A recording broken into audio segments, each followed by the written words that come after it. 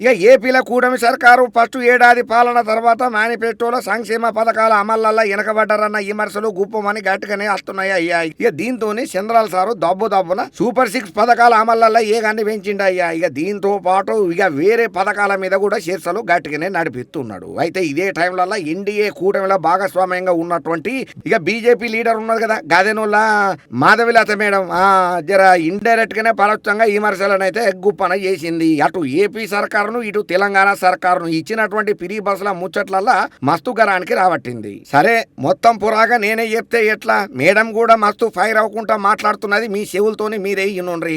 Free ticket ఇస్తాను బస్సులలో దిగడానికి, ఏడబోవాలా బస్సు ఫ్రీగా బస్సు ఎక్కిన స్త్రీ ఏడబోవాలయ్యా.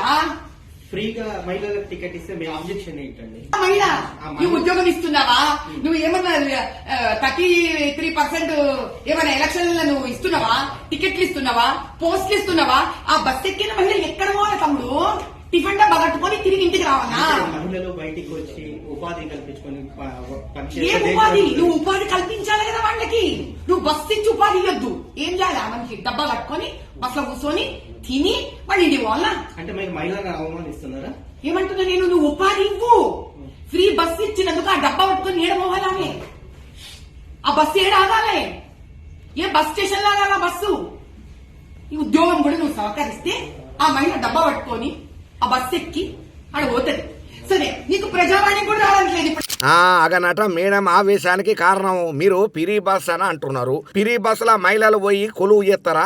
కొలువులు యాడిచ్చిళ్ళు? 33% రిజర్వేషన్లు మీరు ఏమైనా ఇచ్చిల్లా? అసలు వాళ్ళు ఏం చేయాలి? టిఫిన్ కట్టుకొని పోయి ఖాళీగా రావాలి. వాళ్ళకి ఏమైనా ఉపాధికి మీరు ఏమన్నా సవలతులు చూపించిండ్రు అనుకుంటే ఇట్లా మస్తు గారానికి రాబట్టింది 2 తెలుగు రాష్ట్రాలలో పిరి బస్సు ముచ్చట్లల్లా. కాకపోతే ఇప్పుడు మేడం అన్న మాటలు మాత్రం జనతా బీజేపీ హైకమాండ్ ను కూడా ఇరకాటంలో వెత్తేటట్టే ఉన్నది. ఎందుకనంటే సూపర్ 6 హామీ గదేనుల్లా ఎన్డీఏ కూటమి సర్కారు నడుస్తున్నారు కదా, వాళ్ళు వేసిన ప్లాన్ ప్రకారమే నడిపిస్తున్నారు. మరి మేడం చూస్తేనేమో ఇంకా పార్టీ అయితే ఈడిపోలేదు, బీజేపీలోనే ఉన్నది.